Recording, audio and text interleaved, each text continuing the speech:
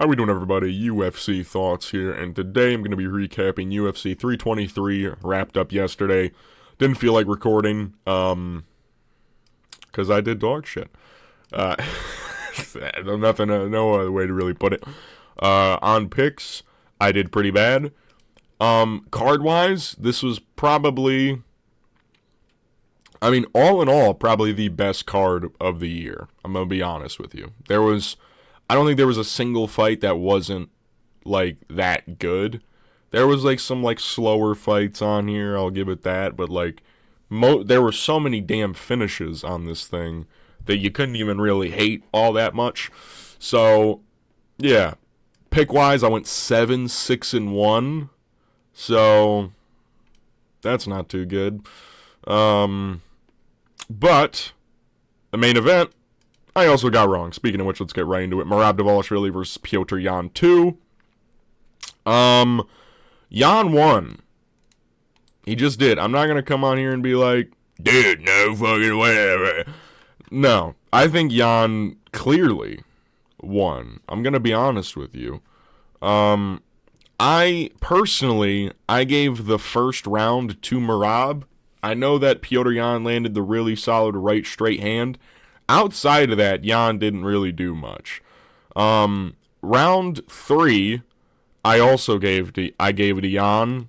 Round 2, closer. I can understand giving it to Merab. I gave this one more than likely to... Actually, I think this was the other round that I thought that Merab could have had a chance. Round 4 and 5, though, there's literally no way Merab wins at either of these rounds. Yan clearly won 3, clearly won 4, and clearly won 5. Rounds 1 and 2 were somewhat close. I could even see you giving these rounds to Petr Yan. A lot of this fight, especially in rounds 3 and 4 and 5, and 1 even though in rounds 4 and 5, Petr was kind of tuning up Merab more and more. Look at the significant strike numbers. Even though Merab was landing a lot, Petr Yan, you can see the difference in just the output. In rounds 1 and 3, he goes from 25 all the way to 38 and 37, or 38 and 38 in both. Rounds 1, 2, and 3, especially 3, round 1, Petr had just one big moment in the round, which was the right straight hand. Outside of that, Merab was kind of chewing him up a little bit, doing his, standard style, shooting 8 takedowns in the first round.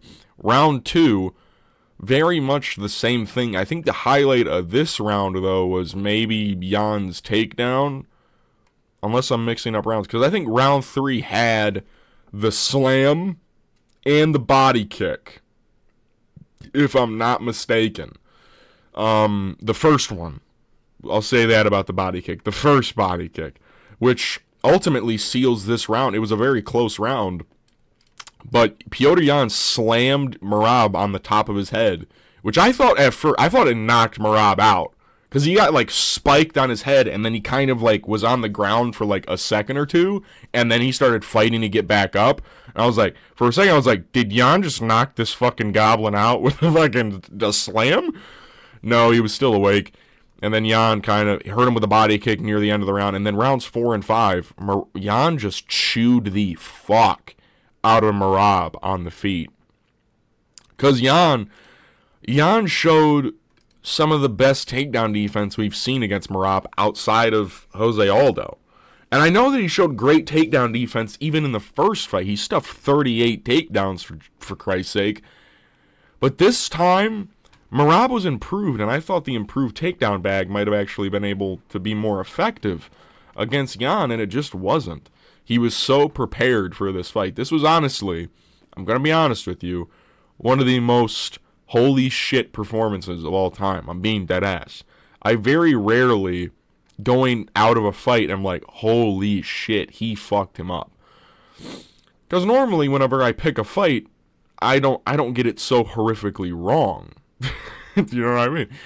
I got this one so wrong, and I think a lot of people did. We all knew Yan was hurt in the first fight. That was the big, he was hurt with his right hand. We didn't know how effective he'd be with it, though. Holy shit. He couldn't miss on Merab, is what I'm trying to say with the right hand. He really couldn't. And it also didn't help. Is that my PC or someone outside that's making that noise? That's outside. That's kind of annoying. But anyways, what the fuck? Jan just looked so good. We haven't seen him like a Jan performance like this. I know he's on a win streak. I know he's been looking pretty good as of recent. Song Yudong, very competitive fight. Lost a round in that fight. It's a 3-round fight. You don't want to lose rounds there. Davis and Figueiredo, he won all 5 rounds, don't get me wrong. But it wasn't like this. It just wasn't like this. Marcus McGee, another 3-round fight. Pretty competitive until, Jan started to, kind of tune him up a little bit in the more pocket boxing exchanges in that fight. But I think the most surprising part of this fight is Jan was advancing for quite a bit of time in this fight. There were a large, quantity of moments where Jan was the one on the front foot pushing Merab back. The start of the entire fight, Jan is walking Merab down. That's no bueno. You could total this up to Jan just being the better fighter, which I understand. I think that Jan has really improved in his just overall ability to fight. You look at the combinations he was throwing. He was ripping to the body hard. I can't believe, dude, Merab got hit with 6 liver shots in this fight and didn't fall down once. He is genuinely a machine. You know how hard it is to fucking just, ooh, just you could just take it and just be like, ooh, and rub your belly and then just fight back? Like, what the fuck? Merab is tough as shit. But this is the night of Jan, and you could attribute this to maybe Merab coming back too soon, cutting all that weight again, but I think that does play a part, but I don't think it is the reason why this happened. Merab got Bilal Muhammad by JDM. You know what I mean? He got fucked up a little bit in this fight. I thought he could have won 2 rounds, maybe. I lean more towards probably 49-46 Petr Yan. But, dude, this is an incredible performance from Petr Yan. And new. Crazy. And we'll get into Joshua Van in a little bit. Every current UFC champion has yet to log in a title defense. On their current reigns. I'll put it like that. On their current reigns, every UFC current champion has 0 title defenses. I think we ended the year with... Did we end the year with all new champions? Holy shit, we might have. Because Pantoja, Merab, featherweight? No. No. But yeah. Because featherweight was Ilya at the end of last year, and now it's Volk again. Lightweight, Islam, it's now Ilya. Welterweight, it was Bilal, now it's fucking Islam. Title change hands twice. Dude, we have an all-new championship, ring. Islam's the only current one, but he's at a different division, so it doesn't really... It's different. That's fucking crazy. Crazy shit. Man. Jan. Love you. We move to the co-main event. Alexandre Pantoja versus Joshua Van. Alexandre Pantoja fucks up his arm. 30 seconds in. This one hurts me. I'm going to be honest with you. This one sucks a lot of cock. Because from what we were seeing from this fight was going to be fucking nuts. Can we just say that? The first 30 seconds of this fight alone, you could tell this fight was going to be a fucking banger. You could tell. You were like, oh, this fight's going to be sick. Joshua Van got chewed up with some low kicks early on. Pantoja goes high with a head kick after a clinch exchange. Joshua Van catches it, pushes him off, and Pantoja tries to brace himself with his arm, and his arm gives out. It's one of those moments where it's like, damn, anything can really happen in the octagon. It's crazy that we don't see more of that shit. Something as simple as, posting your arm up and then having that shit snap in half. You know what I mean? It's crazy how little we see that happen. I don't know the last time I saw someone's like arm break doing that. I think it was like Dennis Bondar when he tried to post himself up and his arm just fucking literally snapped in half. But it was gross. As someone who has suffered an injury while, not I wasn't fighting, I was sparring. But, as someone who has seen that happen, like, holy fuck. We didn't need to zoom in on the arm, by the way. And I will not take away from Joshua Van just because this happened. Shit happens in a fight. You can't really... What I am sad and a bit mad about is that this is more than likely, because for some reason Dana White was like, it's actually his shoulder in the post-fight interview. Motherfucker. What are we? We just saw a zoom in of his literal elbow dislocating and then pushing up into his fucking bicep. What are we talking about, Dana? Fuck is you talking about? If it is his shoulder, then it's even fucking, it's fucked up. This could be Pantoja's career. Unironically, like, depending on how long it takes to heal, and whoever's chance, because Pantoja's going to get an immediate title shot when he comes back. There's no doubt about that. Whether he's next to fight Joshua Van, probably not. Joshua Van took no damage in this fight, and you have another flyweight guy that won on this card who finished Brandon Moreno. We'll get into it. This could be Pantoja's career, because I'm going to be honest with you, he's 35 years old. Having an injury like that is no bueno. That's no good. Because he might have to sit out a long-ass time. Dead ass. Because I don't want Pantoja to come back too soon where it's like, oh, it's not fully... I don't want him to like Jamal Hill himself or Yuri Prochazka against Alex Pereira 1. You know what I mean? Because a lot of people don't talk about that. Those two fights, like, Yuri should have sat out even a little bit longer than what he did. And Jamal should have definitely stayed out way longer than he did going into that first Alex Pereira fight. I don't want him to do that. I want Pantoja to come back full. I don't want some half-willed shit where he's like, I need to get back in there. I'm better than this guy. And then somehow he gets tuned up in the rematch. You know what I mean? Like, I don't want to see that. Joshua Van goes from unranked at the beginning of the year to being the champion. I mean, you just can't. You can't write shit like that. You just can't. You know what I mean? You can't write stuff like that. Within a full year, not a calendar year. The calendar year, he only had, 4 fights? Fights. He fought Ray Saruya 313, and then he fought Bruno Silva 316, and then Brandon Royval 317, Pantoja 323. But also, December, I want to say it was the 14th last year, UFC Tampa Bay, he fought and beat Cody Durden. So, or was that 310? I thought that might have been a fight. It might have been the pay-per-view. Who fucking knows? Actually, I can just check. I want to say the Cody Durden fight was... Oh, that was the pay-per-view. That was, Pantoja Asakura. So, maybe not a... Actually, no, that is, yeah, because it was the 6th. Good shit. Can't say much about it. Joshua Van makes a stamp on this year of his career. Good shit for Joshua Van. We move to the featured fight, Brandon Moreno versus Tatsuro Taira. Nothing to really break down, in my opinion. I thought, even though Brandon Moreno had a fully locked-in triangle, it wasn't fully locked in, was it? Because he didn't fucking finish the fight. I gave the first round to Tatsuro Taira. He did way more in this first round. He landed more on the feet, and he landed more on the ground.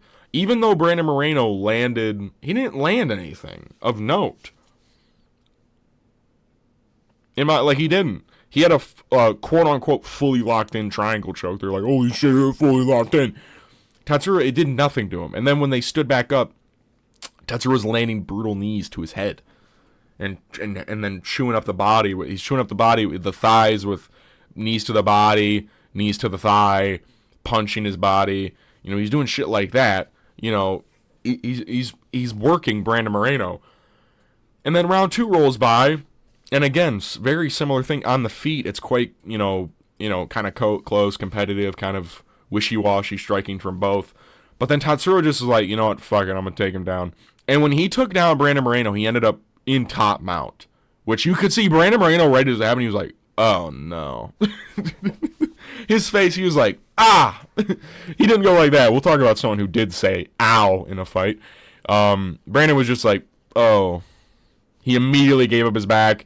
And Tatsuro, just for the remainder of the round, just beat his skull in with the back take. And that's what I'm saying. Tatsuro just has an ability to find himself in those positions easily. Weirdly easily, in my opinion. And he just, I know the stoppage was early. Do not get me wrong. Terrible stoppage. Very bad, no good stoppage. Let's get that out early doors. I hated the stoppage as a fan of both. Even though I picked Tatsuro, I hated the stoppage. It's a fucking Brandon Moreno, you dickhead. Let him fucking fight a little bit. You know what I mean? He's one of the most durable athletes in the flyweight division. Like, history. He's dirty. He's fucking Mexican. But I don't think the position would have changed. Give it 5, 7, maybe 10 more seconds. If it's just still Tatsuro just slamming on the side of his head, you can stop it. If Brandon gets flattened out and that continues, because I know he got flattened out, but he starts posting up right as Mark Smith steps in. He's posted up for like 3 seconds and he's starting to post up even more. If Tatsuro flattens him out again and just has another moment where it's just 6 straight seconds of him just fucking pounding him out loud, then you can stop it. But other than that, I thought this stoppage was terrible. Tatsuro Taira wins. Makes, honestly, light work of Brandon Moreno. Way lighter than I thought he would. Yeah. Crazy shit. Tatsuro. And this is what I'm saying. If Pantoja's going to be out for 8 months, which he very well might, Joshua Van and Tatsuro both took no fucking damage. You could throw this fight on literally 325 or 326, and they would both say yes. You could literally do that. Maybe 326 more so than 325, so you could have Joshua Van maybe have a press conference at UFC Houston, which I'll talk about tomorrow in tomorrow's video. You have to make a flyweight fight. You cannot let the flyweight division stall out at all. You have to just keep making fights. And sadly enough, Joshua Van wins. Not sadly that Joshua Van won, but sadly Pantoja breaks his fucking arm and Joshua Van's the champ. And then there's an early stoppage. More consensusly accepted that it was an early stoppage with Tatsuro beating Brandon Moreno. But you have to let this division thrive. You have 2 extremely young fighters, 24 and 25 respectively. I think Tatsuro is 25. He might be 26 now. No, he's 25. You have these 2 very young athletes. You could have, I don't know if this would technically be the youngest title fight of all time. I would lean more so to say that it is. Just because 24 and 25, I have no idea where people that young would be fighting for titles in UFC's history, because most people are champion, later 20s, early 30s. More consistently, at least. You have a chance to make history as well. Not only do you have a chance to make history, Joshua Van is the first Asian male champion. His first title defense is against the other Asian male guy in his division. So, fuck it. You know what I mean? You got a lot of, stuff you can make with this fight. It sucks, but not that this fight sucks, is that the circumstances around early stoppage or injury force this fight to happen, but you have to make this fight. You have to. Let's move to Henry Cejudo versus Peyton Talbott. Oh boy, I was wrong. By the way, all 3 fights I had on my not competitive at all. Wrong. I mean, technically, if you just looked at my picks, I said this fight wouldn't be competitive. It really wasn't. Peyton Talbott. He beat the shit out of Henry Cejudo. We'll just put it like that. Beat the dog shit out of good old Henry Triple C Cejudo. Outstruck him basically the entire fight. Out-grappled Henry Cejudo for the most part. There were some scrambles where Cejudo ended up on top. Payton scrambled beautifully to get back to his feet, though. Can't say much. Yeah, Henry opened up the fight with like 3 straight low kicks, and I was like, oh, Payton's going to feel that. And then immediately Payton threw a 1-2, and I could see, I was like, oh, he's way faster than I thought he was going to. Because Payton, you know, he's quick, but he looked really quick in this fight. I don't know if it was just because, you know, Henry was barging forward. Payton fucked him up pretty bad. Incredibly bad, I'll say. Incredibly bad. Listen, dude. Listen, guys. I think Payton's gonna fucking beat me up, guys. Henry retires after the fight. Every round, 1-2 down the pipe. Round 2, he clobbered him with a right hand coming in. Finally, I think he's the first guy to ever knock down Henry Cejudo, technically. Unless Moraes did it, but I don't think he did. I think he's standing, almost standing TKO'd him, but maybe I'm tripping balls. But I don't really, Henry he got knocked down with body shots, right? And that was another thing, dude. Payton was beating the fuck out of Henry Cejudo's body, which used to be a big weakness for Henry Cejudo. You know, DJ finishes him in their first fight with knees to the body and knees to the head. But it was the knees to the body where Henry started covering up his body, and then he started getting kneed in the fucking skull. By the way, Henry ate a fucking knee to the skull in round 3 when they decided. Payton was like, aura farming, let's meet in the middle. He starts tuning up Henry even in the pocket. I'm like, oh no. Oh no. Henry ends his career on a 4-fight losing streak. Crazy. But I think the biggest takeaway from this performance is Payton Talbott's really fucking good. That's all I need. That's all I need. He's really fucking good. How good is Raoni Barcelos? No. Just how good is Payton Talbott? People are going to, you know, Henry jokingly tweeted, just how good is Raoni Barcelos, man? How good is the improvement of Payton Talbott? If you rematch Payton Talbott, Raoni Barcelos, Payton would finish Raoni Barcelos 100%. He would. No doubt in my mind he would finish Raoni. He's fucking good. And Caden, if you're watching, I'll give you this. I now think Payton Talbott would maybe beat Vinicius Oliveira. There you go. I said it. Maybe. It's still a maybe. No. Payton would probably beat Vinicius Oliveira. He's too damn fat. He's so...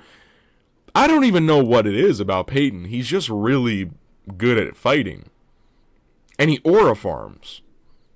People like... I love Payton Talbott. I bought merch of this fucking guy after he beat fucking Cameron Simon. Leading into the fight with fucking... what's his fucking face? Giannis Gimuri. I fucking love Payton Talbott. I'm still like, damn, he really did that shit. And he's now going to be number 10 in this division. Hell, they won't jump Mario Batista. He's in a position to fight either like a Mario Batista, a Chito Vera, or maybe even a loser of Umar Davis and Figueiredo, which is going to be Davis and Figueiredo. On the prelims, by the way. I don't think you do Corey Sandhagen yet. Give Payton another fight before you do that. I know that Corey Sandhagen fight, if you're a UFC MMA, like a matchmaker, and you're like, dude, Corey Sandhagen coming off a loss, Payton Talbott, you know, you do something like that, you know, you start farting in your chair. I don't think you do that yet. Give Payton another ranked fighter who isn't, you know, 40 almost. Still good. By the way, better performance than Song Yadong had. Better performance than probably Merab had. Better performance than arguably Aljo arguably lost to Henry Cejudo. Arguably, very close fight. I gave the fight to Aljo, but very close. Who's the he had a better performance than all 3 of them. You know what I mean? And I know it's the oldest version of Henry. How much damage did he really take against Song Yadong? Because I'll say this, Payton made him look like a fucking, a pile of meat Just a fucking flesh blob at the end of the fight. Fucked up his face, fucked up his body.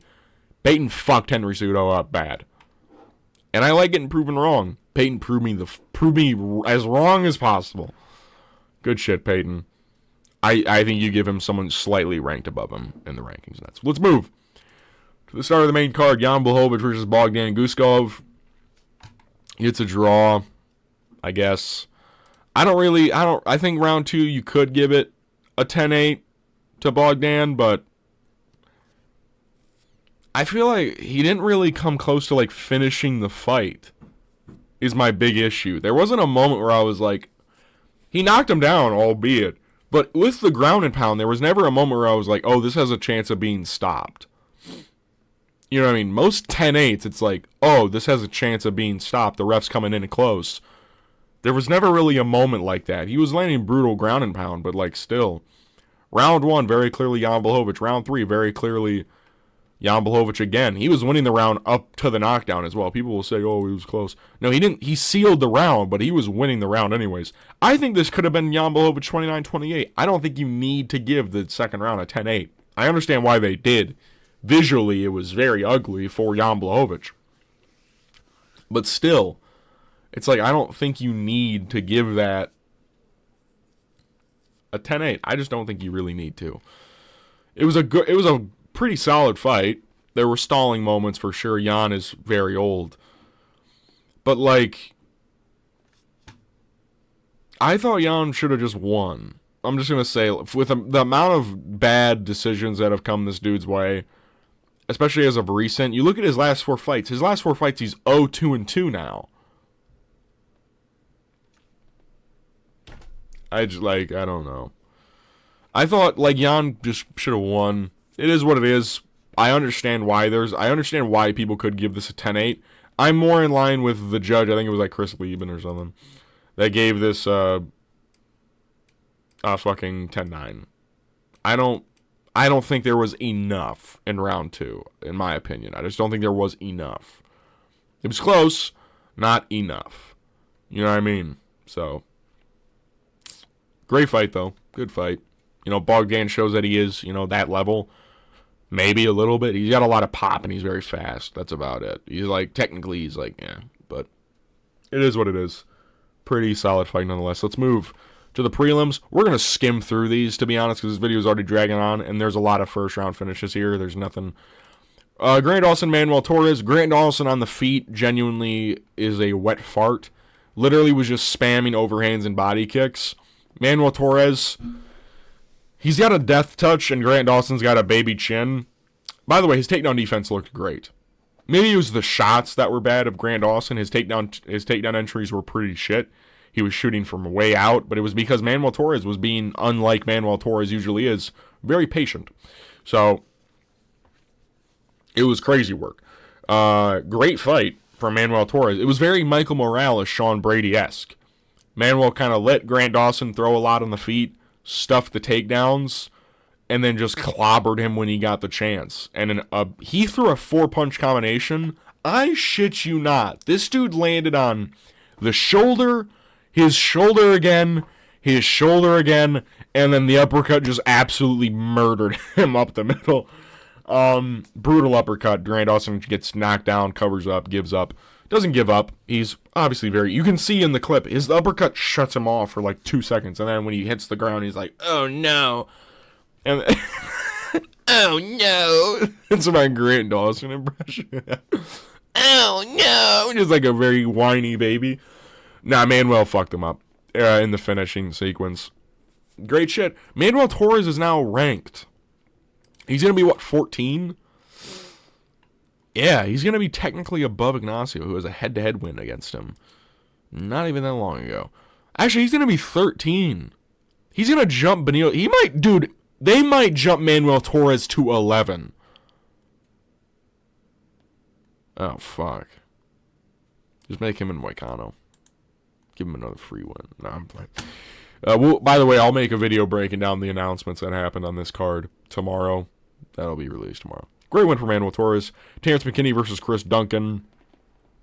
Insane fight. Terrence McKinney is just, he's fucking crazy. Terrence, for the first minute and 30 seconds of this fight, literally was just beating the ever-living fuck out of Chris Duncan. And then there was a moment where Chris Duncan just reversed position, and you could see I was like, Terrence punched himself out. Chris Duncan lands an elbow, knocks Terrence McKinney out. By the way, he got knocked out from that elbow. There's no way he didn't with his following reaction. Terrence literally got knocked out, was allowed to come back. You know, in a moment where that usually should happen on, like, a stool, it happened in the fight. The referee was just like, yo, Terrence, are you good, dog? Terrence is, like, eating 30 fucking ground. He was like, yeah, I'm fucking good. He was literally he was knocked unconscious, woke back up in the fight when you should be on the stool, had stool time, just getting battered some more.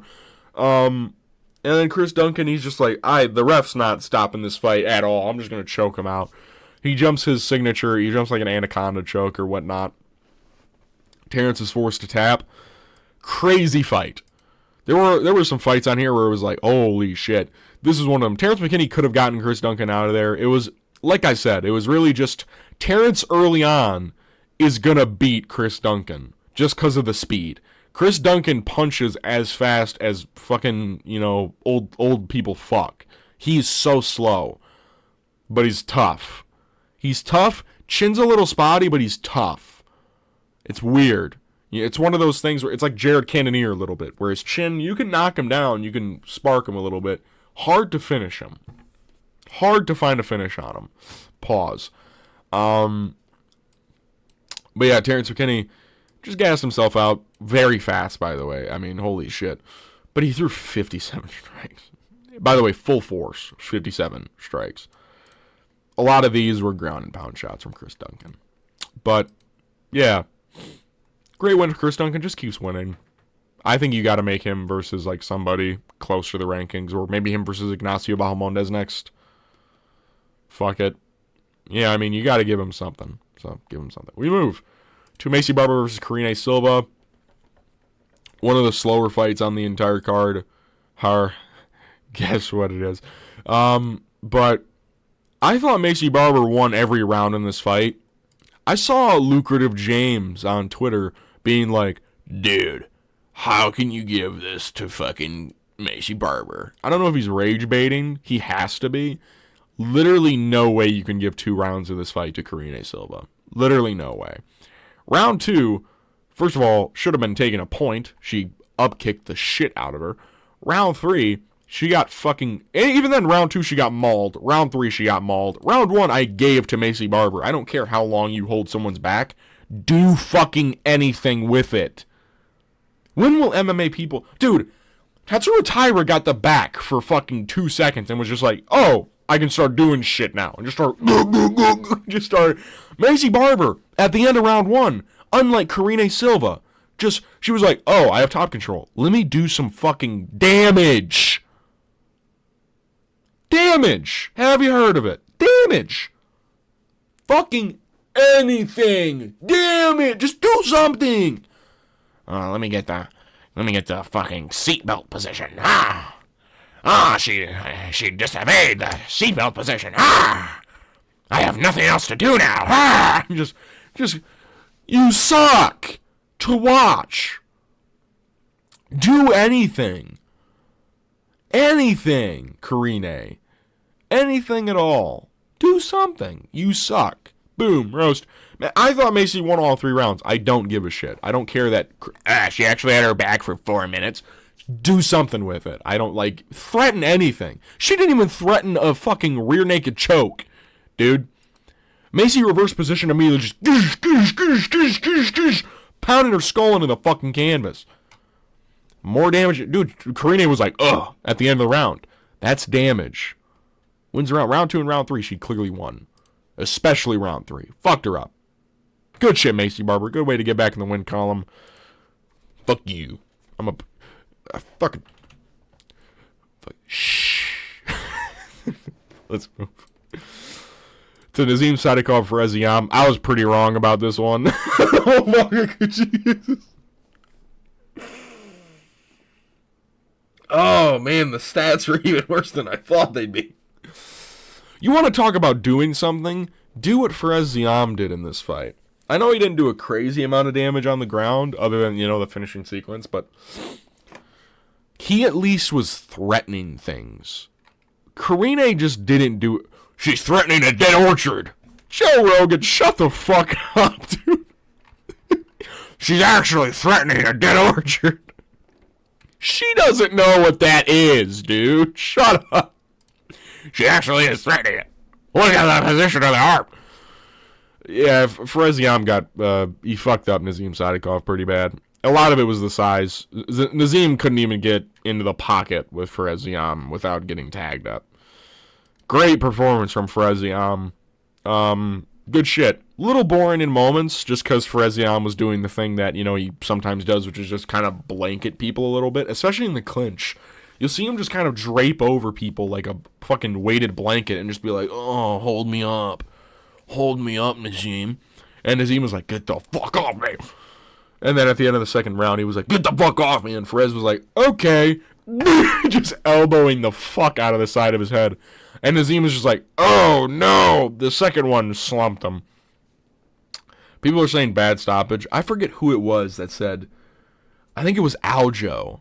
Aljamain Sterling was like, terrible stoppage. You got to let him fight through. That's a stoppage based on feelings. No, but he was fucking out. If you let him go out there, he's going to take even more damage. Stop it right there. Doesn't need to go on. You want to know why? He was getting fucked up anyway. You don't need to keep doing it. You don't need to. Okay? Great win from Fereziam. Proves me wrong. Once more. Good shit. Nazim Sadikov. It is what it is. We move to Marvin Vettori versus Bruno Ferreira. Another one I got wrong. Unironically, I could see you giving this fight to Marvin Vettori, honestly, but they gave it to Bruno Ferreira. It is what it is. I think the big issue in this fight with scoring it is that Bruno Ferreira very clearly landed the better shots, in my opinion. Rounds 1 and 2 were very close. Very close rounds. Round 3 was Marvin Vettori's round. He could have found a finish against Bruno Ferreira. Rocked him and then just gave up all the space. The big issue with Marvin Vettori is I think he's just kind of... It's not that he is fucking dumb. Very stupid. And I don't say that lightly. Very dumb. I can't say that word. What a moron this guy is. So stupid. Good win from Bruno Ferreira. He landed the harder and better shots in rounds 1 and 2. Even though they were close, I thought you give both of them to Bruno Ferreira. Just because he landed harder and better shots than what Marvin did. Even though Marvin did land some good shots, they were so far and few between from what Bruno was landing. It was like, that was cool for Marvin, but if he did, he did that a couple more times, maybe he'd be in the lead of the round, but he just keeps spamming 1s and 2s. So... it sucks. Marvin could have easily won this fight. It's just that he's not... I don't know how as a fighter, this deep in your career, you only have a 1-2. Crazy, crazy shit. But this guy fought for a belt, by the way. Yeah. Oh, Izzy's the greatest middleweight of all time. This is one of his title defenses, this guy. Right here. Marvin the Dream. Marvin the Italian Dream. Muhammad. It's fucking Marvin Vettori, dude. Mediocre Marvin, bro. I don't know why I picked this fucking cunt, but yeah, good one for Bruno Ferreira. We move. Let's get to 4 fights that I did get right. Edson Barboza, Jalen Turner. Jalen Turner fucked up Edson Barboza bad, elbowed the top of his head, made him bleed everywhere, and then finished him later on. Jalen Turner makes good on the return. Terrible matchmaking by the UFC. By the way, this is dreadful matchmaking. Why did you make Edson go through this? It was a fight where it's like, oh no, stop hitting him. Like, you're mean, dude. That's a mean way to fight somebody, dude. That's how I felt watching this fight. This was a mean fight. This was mean matchmaking by the UFC, and they fucking know it. You know it. It was mean.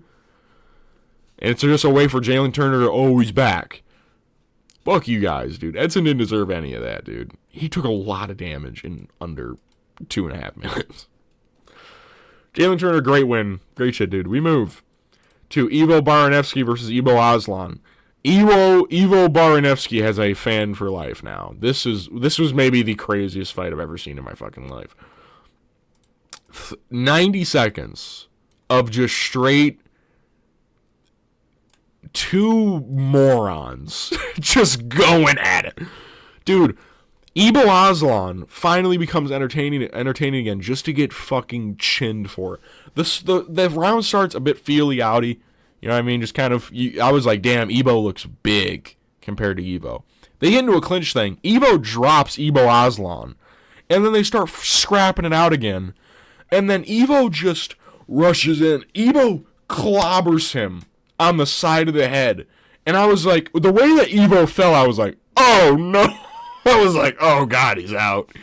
It was like Waldo Cortez Acosta versus Lucas Dresky, where he fell, but he was like, his like upper body curled up, and his like top of his head landed, and I was like, oh god.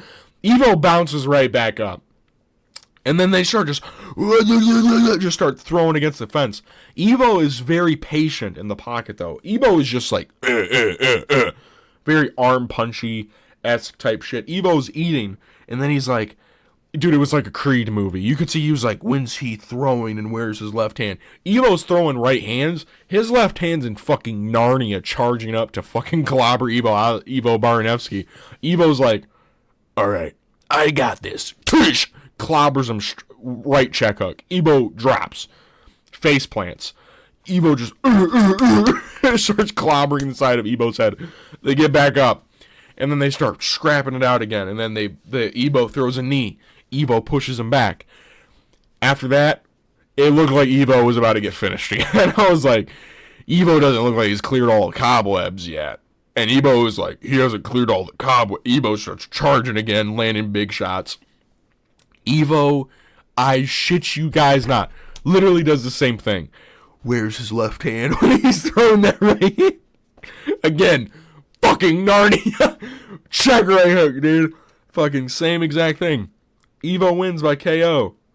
I had hair in my mouth. Oh my god, I've been talking too much. But yeah, literally same thing. Evo charging up the left hand, gets clobbered for it. This time knocked out. Great fucking fight. I don't go that in depth with breakdowns usually. This fight fucking deserves it. These guys are fucking nuts. Hopefully they both got paid fucking $50K under the table. You know what I mean?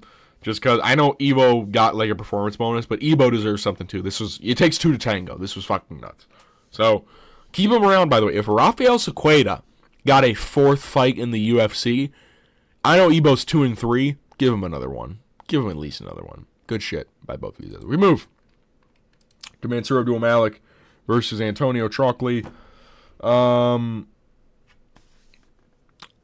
Trockley's dog shit. Gets caught in a standing guillotine. Who would have thunk it? Mansour wins. Stop giving him cans. Like, he's a Taba Gaultier Maxon at this point. Give him fucking an actual fighter. We move to the start of the entire card. Muhammad Naimov versus Myron Santos. I thought Myron... he got outstruck in this round. I thought he won the round anyways. He landed the best shot of the round. He wobbled Muhammad Naimov bad. Round 2, he clearly won as well. And then round 3, it doesn't matter. He chins him. But he got outstruck that bad in round 1. That doesn't even make any sense. Myron looked pretty good. He was leg kicking, defending everything pretty well. Muhammad, you could just tell it was very technique versus power. And all Muhammad Naimov has is power. Myron is a very technical, also powerful athlete with very good technique. Needs to get the weight under control. I don't like how he missed weight again. I think this is again. I feel like, did he miss weight against Francis Marshall, which is why everyone was even madder at that, more mad that he won that fight. I feel like Myron is, I feel like that's been a thing. Who knows? Maybe I'm just completely wrong, but I feel like that could be a thing. But great performance. I thought he did very well against Muhammad Naimov. I thought he won the first 2 rounds, and then round 3 he just chinned him. So good shit from Myron Santos. UFC 323, great fucking card. Even though Pantoja, this really soured, in my opinion, the main card. Insane scrap, dominant, insane scrap. All right, finish. All right, finish. All right, finish. Crazy. Michael Morales too. All right, but yeah, it is what it is. What are you gonna do? Great card. Pick wise did dog shit. Other than that, pretty good. That was UFC 323. That's the video. This weekend, there's UFC Vegas 112, the last card of the year. Cop versus Royval. Hopefully they both make it. That card's all right. I will get a video out for you guys tomorrow about all the breaking news. But yeah, that's the video. If you like the video, give it a like. If you want to see more content like this, subscribe. Leave a comment down below what you guys want to see next. I will see you guys in the next video. Peace.